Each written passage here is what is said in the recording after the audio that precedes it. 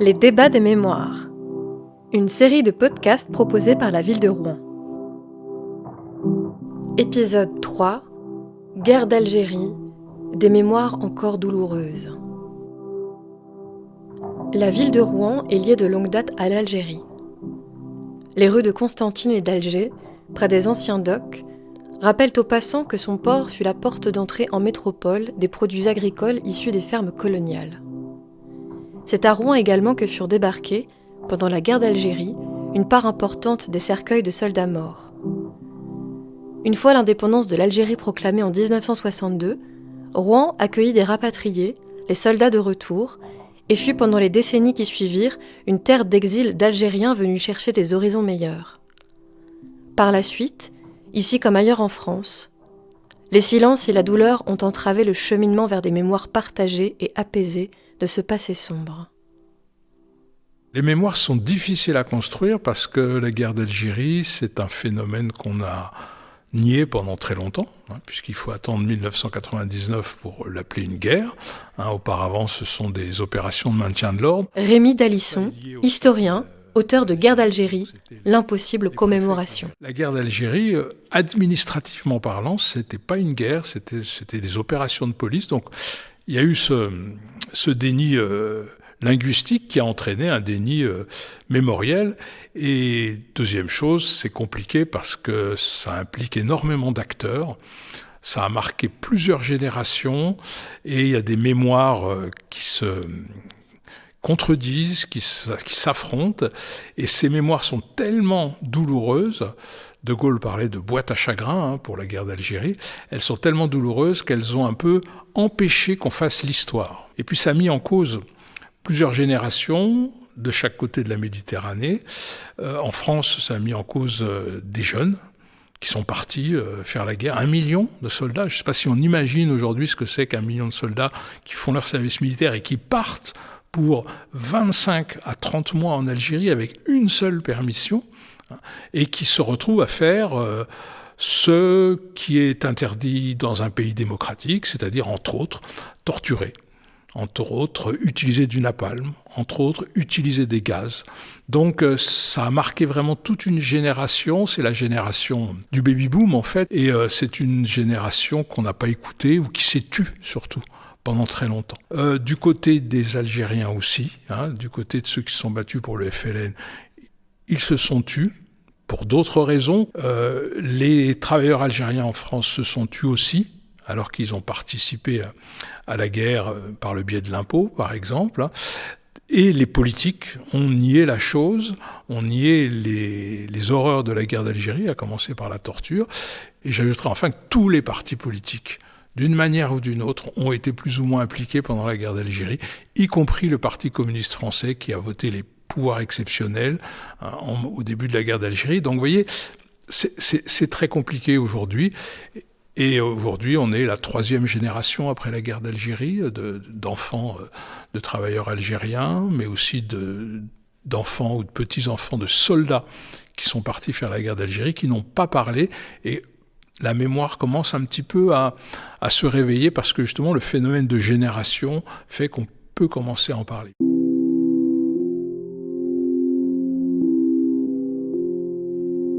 Je m'appelle Jean-Pierre Marchand, je suis né le 10 janvier 1941, ce qui veut dire que je suis avant tout un enfant de la guerre, et quelques années plus tard, 15 ans plus tard, je deviens un homme de guerre, c'est-à-dire je pars en Algérie.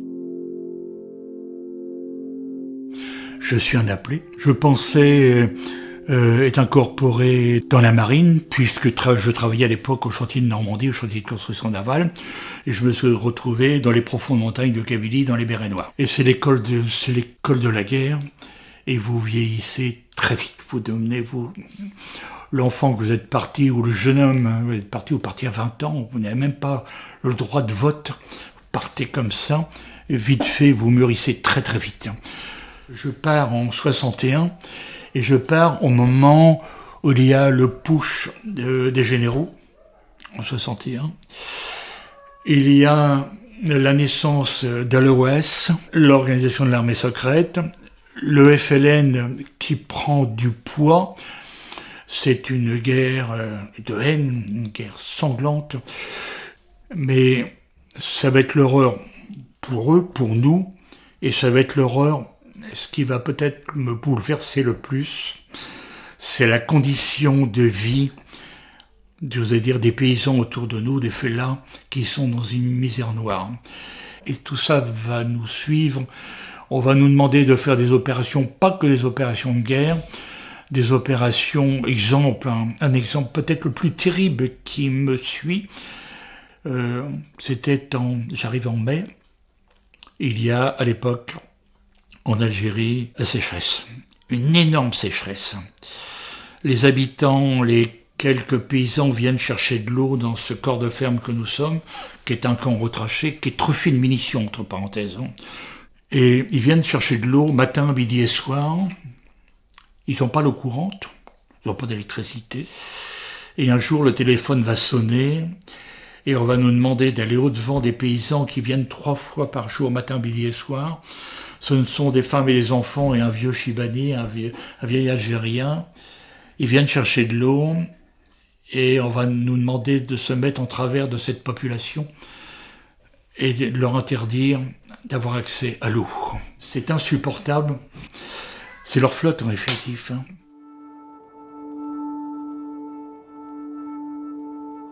Messaoud Boulat, je suis né le 18 octobre 1972 à Rouen, donc à l'Hôtel Dieu, de parents qui ont vécu dans les Aurès en Algérie. Des Chaouis, des paysans et des agriculteurs dans des conditions rudes. Moi j'ai souvenir en tout cas de mon père, la manière dont il m'a parlé de son enfance, d'une enfance assez heureuse et surtout insouciante, jusqu'au moment où il a fallu travailler dans les champs et puis surtout se marier et fonder une famille. Je suis issu d'une fratrie, d'une famille de 10 enfants, dont 7 nés en Algérie. Et donc avant et pendant et un tout petit peu après le début du conflit. Et nous on est nés dans les années 70 avec mes 2 frères et moi, sur donc l'une dans le Cantal et ma dernière sœur, donc la cadette, et moi à Rouen. J'ai toujours eu cette sensation, quand mon père m'expliquait un peu sa participation, plus de force que de gré, que mes parents étaient plus des sujets de devoir que de droit. Ce qu'il faut aussi savoir, c'est qu'à l'époque, c'était des citoyens de seconde zone. Donc il y avait, comme on disait, comme le redit dans le livre d'Edouard Planel, les musulmans, c'est-à-dire les indigènes. Il y avait le code civil pour les Français, on va dire les citoyens de première classe, et les citoyens de seconde zone, les indigènes, dont dépendait le camp de l'indigénat.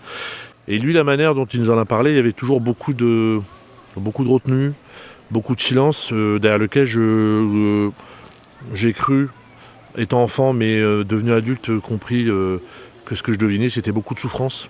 Du fait de quitter sa terre natale et surtout les conditions dans lesquelles il a quitté, surtout les conditions dans lesquelles il a été enrôlé.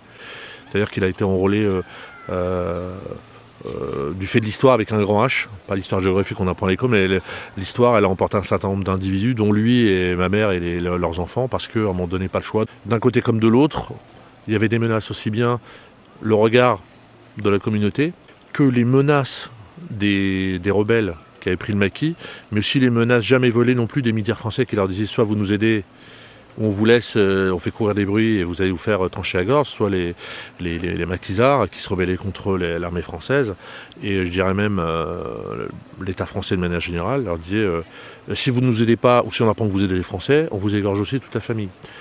Donc c'est cette double mesure de rétention qui à un moment donné, je pense, il y a beaucoup au-delà d'un choix qu'on pourra dire partisan, comme certains diraient en politique maintenant, c'est un choix, c'est un choix fait contre leur gré. Du côté d'Aris et de Batin, là où ils vivaient, on disait souvent que c'était des montagnards, mais c'était surtout aussi des paysans. Donc c'est un peu cette vie un peu rude de paysans en montagne, dans une vie assez communautarisée qui pouvait caractériser un peu leur vie. Ensuite, le conflit, je vous dis, ils en ont très peu parlé. Le départ s'est fait dans la difficulté parce qu'à un moment donné, la vie aurait pu devenir compliquée pour lui. C'est son père, qui porte donc aussi, dont je porte aussi le prénom, Messaoud, qui l'a convaincu de partir.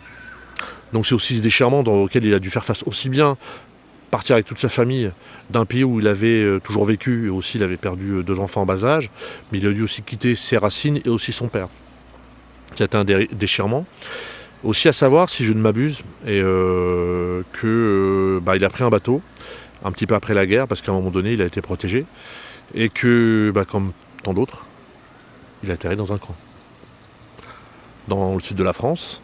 De la même manière qu'on lui avait trouvé un travail dans le Cantal comme garde forestier grâce à l'ONF. Donc à cette époque-là, les services de l'État, quand ils avaient une solution, on va dire, pardonnez-moi l'expression, des trous à boucher, lui avait trouvé un emploi grâce à l'Office national des forêts. Il était garde forestier. Moi, quand il m'en parlait, en tout cas, il était très content parce qu'il avait un petit logement de fonction, une petite maisonnette, qui n'était pas grande pour loger 9 personnes. Et il avait son petit fusil, il pouvait se balader en forêt, il surveillait la forêt. Et après, il s'est retrouvé à Darnétal, où il y avait encore le camp Saint-Gilles. Il s'est retrouvé ensuite dans un immeuble, dans des immeubles HLM à Darnétal, qui s'appelait le lotissement qui s'appelait le Clos d'Argent. Et mon père a été embauché fin 60, début 70, si je ne m'abuse, au service de la voirie de la ville de Rouen. Donc il a essayé de faire vivre sa famille de la manière la plus digne possible, et ma mère, c'était une mère au foyer. Cette guerre, Rémi Dalisson. elle trotte dans les têtes des gens, elle a façonné des gens aujourd'hui. Il y a encore des gens qui ont participé à la guerre d'Algérie, qui ont des postes importants. Il n'y en a plus beaucoup, mais il y en a quelques-uns. Il y a tous les groupes mémoriaux qui sont présents en France. Les harkis, qui ont été abandonnés par la République française de manière honteuse. Et ça aussi, ça a été quelque chose dont on n'a pas parlé. Ils se sont fait massacrer puisque l'armée française n'a pas voulu repartir avec eux. Je rappelle que les harkis, ce sont des Algériens qui se battaient pour la France, pour des tas de raisons. Et la France les a abandonnés. Donc, quelques-uns ont réussi à s'enfuir et ont créé des communautés harkis en France qui ont été mises dans des camps. Je dis bien des camps de prisonniers, donc qui ont vécu à l'écart de la République alors qu'ils se sont sacrifiés pour eux. Il y a les pieds noirs, qui sont pas forcément tous des gens riches, contrairement à ce qu'on a dit. Il y a la mémoire des soldats, des appelés du contingent, qui sont partis se battre dans un pays qu'ils ne connaissaient pas, qui les a à la fois fascinés et traumatisés, qui ont vu des choses que des gamins de 18 ans ne devraient pas voir, des gens éventrés, massacrés, etc., dont beaucoup ont sombré dans la folie, dans l'alcoolisme. Il y a la mémoire des militaires de carrière qui se sentaient investis d'une mission, garder l'Algérie française et en même temps se battre contre les musulmans, contre le communisme. Des militaires qui n'ont pas parlé de la guerre d'Algérie pendant très longtemps parce que ils étaient prêts à tout, ces militaires de carrière, pour garder l'Algérie, y compris le pire, y compris la torture, ce qui a posé des problèmes à certains d'entre eux qui avaient été torturés par les nazis. Pourquoi est-ce qu'ils étaient prêts à tout pour garder l'Algérie ? Ça, on l'oublie tout le temps aussi. Ils étaient prêts à tout pour garder l'Algérie parce que ces hommes, ces soldats professionnels, se sont fait humilier en 40 par les Allemands, se sont fait humilier par les Égyptiens à Suez en 56, se sont fait humilier par les Indochinois après Dien Bien Phu. Et donc, ce sont les mêmes. Ils ont participé à toutes ces guerres. Et donc, quand ils arrivent en Algérie, ils disent « plus jamais ça ne nous arrivera ». On a appris de ces guerres-là, on sait faire une guerre révolutionnaire et on ne perdra pas l'Algérie par tous les moyens. Donc vous voyez, ça aussi, ça fait une mémoire très très spéciale. Et puis il y a la mémoire des Français qui ne sont pas partis en Algérie, des métropolitains, comme on disait à l'époque, qui ont subi la guerre en métropole. Il y a eu des attentats, il y en a eu à Rouen, il y a eu des combats très violents à la Croix-de-Pierre entre communautés algériennes, parce que la communauté algérienne était divisée entre les pro-FLN, les anti-FLN, etc. Il y a les parents qui ont vu leurs enfants partir, quelquefois revenir dans des sacs, morts, dans le port de Rouen. Ils revenaient la nuit pour pas que la presse en parle. Ils ont vu leurs enfants revenir fous, traumatisés, alcooliques, ou simplement des enfants qui n'ont jamais parlé de ce traumatisme. Le traumatisme de la guerre d'Algérie, pour les combattants, c'est le même traumatisme que pour les autres guerres, y compris la Seconde Guerre mondiale, y compris la Première Guerre mondiale. C'est des chocs post-traumatiques qui font que les gens ne parlent pas. Mais moins ils parlent, plus c'est dur pour eux et leurs familles, souvent. Et donc, il faut attendre 2-3 générations pour que les gens en parlent. Donc, vous voyez, il y a énormément de groupes mémoriels différents qui ont tous des intérêts différents. Et j'ai beaucoup travaillé, j'ai beaucoup interviewé de Pieds Noirs et je suis frappé par la malédiction des Pieds Noirs dont la mémoire a été captée par l'extrême droite en France dès son retour en métropole. Or, il y a des Pieds Noirs qui sont pour l'Algérie indépendante, il y a des Pieds Noirs qui étaient modestes, il y a des Pieds Noirs qui ne sont pas de droite. Mais vous voyez, la mémoire d'extrême droite a fait que pendant très longtemps, on a assimilé les pieds noirs à l'extrême droite. Or, il y a des associations de pieds noirs qui sont pour la paix et l'entente avec la guerre d'Alger, mais qui le sait, tout ça? Personne. Comment se souvenir intelligemment pour faire l'histoire de la guerre d'Algérie? Il y a les commémorations. Or, cette guerre est commémorée par 3 dates en France. C'est un cas unique. Il y a énormément de fêtes nationales, de journées nationales en France. Il y en a 18 aujourd'hui, je ne sais pas si on imagine, c'est un record du monde. Et il y a 3 journées consacrées à la mémoire de la guerre d'Algérie. Il y a une journée pour les harkis en septembre. Il y a le 5 décembre, qui est la journée en mémoire des combattants du Maghreb et notamment d'Algérie. Le 5 décembre, pourquoi? Parce que c'est l'inauguration du musée du Quai Branly et en face donc du monument à la guerre d'Algérie. Donc c'est le 5 décembre. Ça n'a rien à voir avec la guerre d'Algérie. Généralement, quand on commémore quelque chose, on prend une date symbolique. Le 11 novembre, par exemple. Le 8 mai, encore que le 8 mai, ça soit très compliqué. Tout le monde oublie que le 8 mai, c'est non seulement l'anniversaire de la capitulation de l'Allemagne, et non pas de l'armistice, comme je l'entends trop souvent, c'est une capitulation sans condition, mais c'est aussi l'anniversaire de Sétif et Guelma, les massacres de Sétif et Guelma, faits par l'armée française contre des Algériens qui, entre autres, s'étaient battus pour la France. Donc c'est déjà le début de la guerre d'Algérie, le 8 mai 1945. Donc voilà, 2 dates, et le 19 mars. Qui a été créé par le gouvernement de François Hollande il y a peu de temps, donc qui est l'anniversaire du cessez-le-feu en Algérie. Aucune de ces 3 dates ne satisfait les protagonistes de la guerre d'Algérie. Chaque groupe de mémoire choisit sa date, donc les harkis, l'anniversaire de septembre, plutôt la droite et l'extrême droite le 5 décembre, et plutôt la gauche le 19 mars. Donc, vous voyez, à partir du moment où on n'est pas d'accord sur la manière de commémorer, c'est très difficile de construire un récit et de faire une histoire apaisée de la guerre d'Algérie.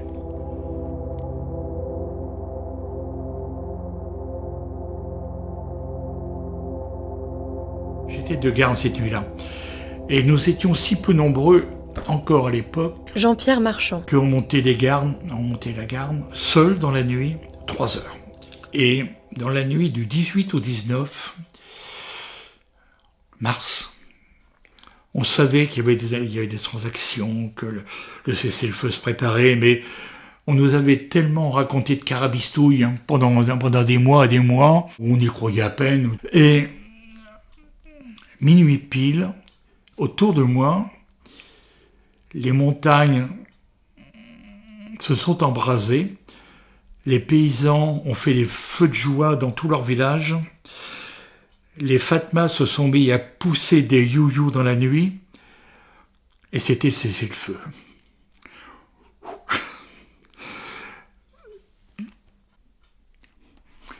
J'ai pleuré.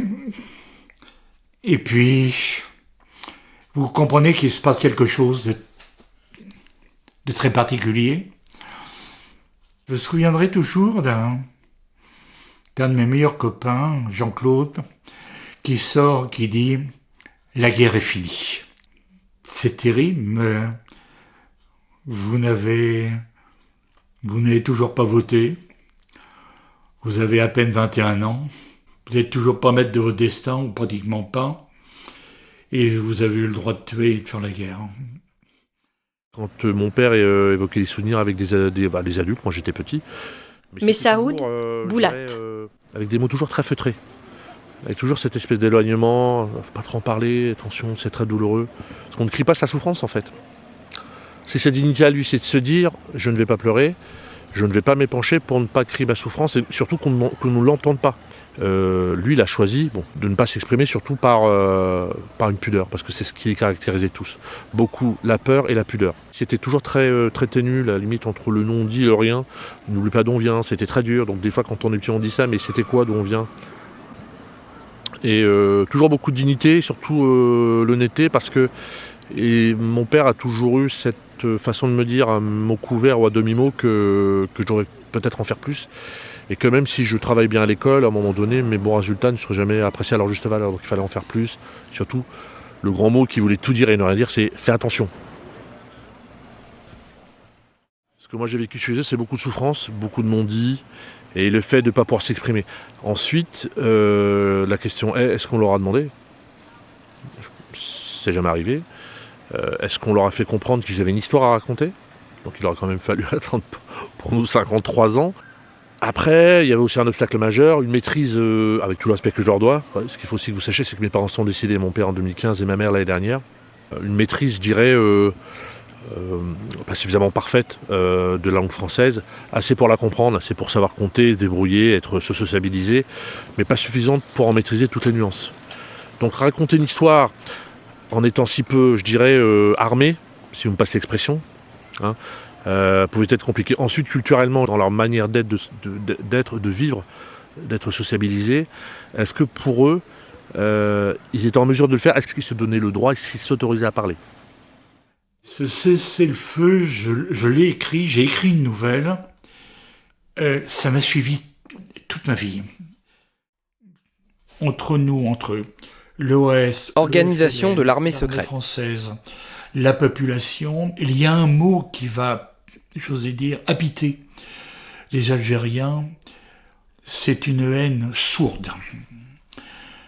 Une haine où, j'osais dire, chaque déplacement en ville, après le cessez-le-feu du 19 mars, le cessez-le-feu n'a jamais cessé, mais ce sont des actes de guerre, ce sont des actes de vengeance. Et un certain nombre de gars vont disparaître, ils vont être enlevés. Moi, encore un peu innocent, en juillet 62, c'est l'indépendance, et je pars pour me marier le 31 juillet 62.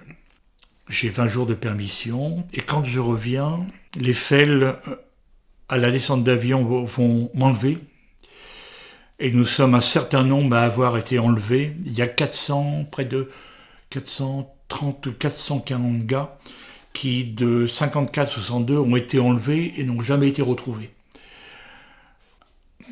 Ce destin particulier est ce qui va m'inciter à créer un mémorial pour les tués en Afrique du Nord, à Rouen, pour la Seine-Maritime. Nous avons commencé par recenser tous les tués qu'il y avait rattachés en Seine-Maritime.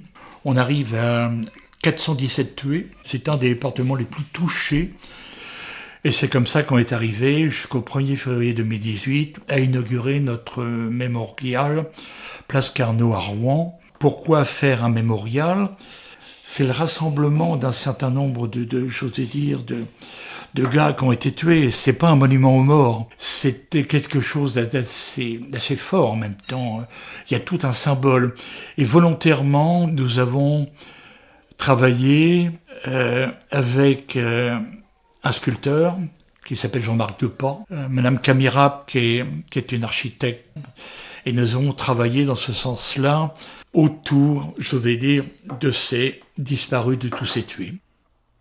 La première question peut-être que l'on se pose, c'est à qui appartient la mémoire ? Caroline Camira. Pour moi, mais donc dans nos échanges, parce que ça a été un travail d'échange, de paroles, c'était de dire que la mémoire, c'était les femmes. La femme, c'est la mère, c'est la grande sœur, c'est la fiancée, c'est la femme. Enfin voilà, il y avait une demande de créer un lieu de mémoire, donc un mémorial.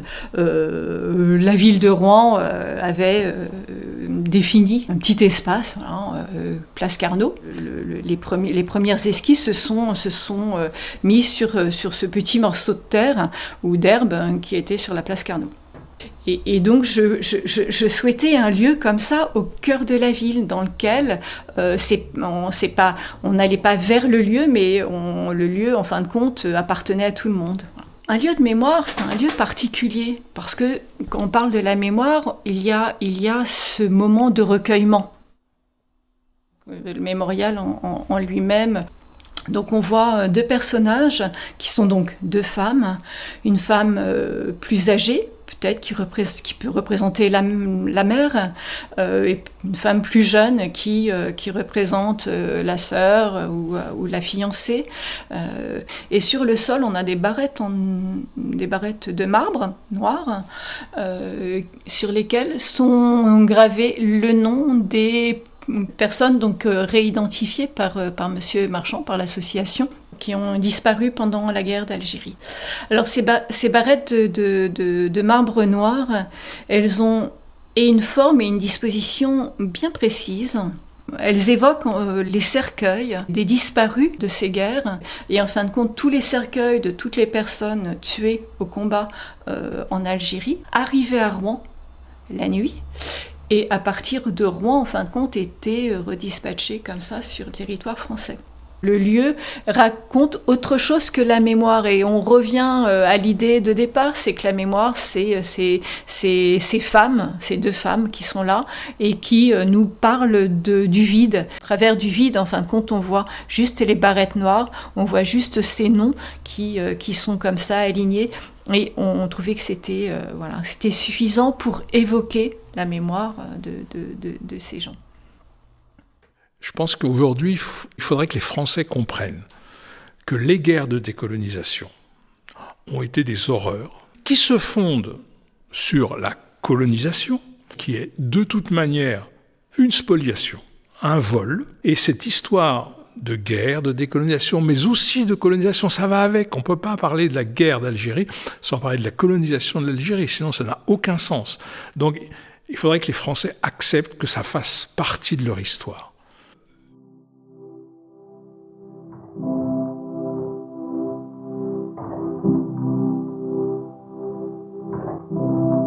Merci à Caroline Camille-Rapp, Jean-Pierre Marchand, Rémi Dalisson et Messaoud Boulat.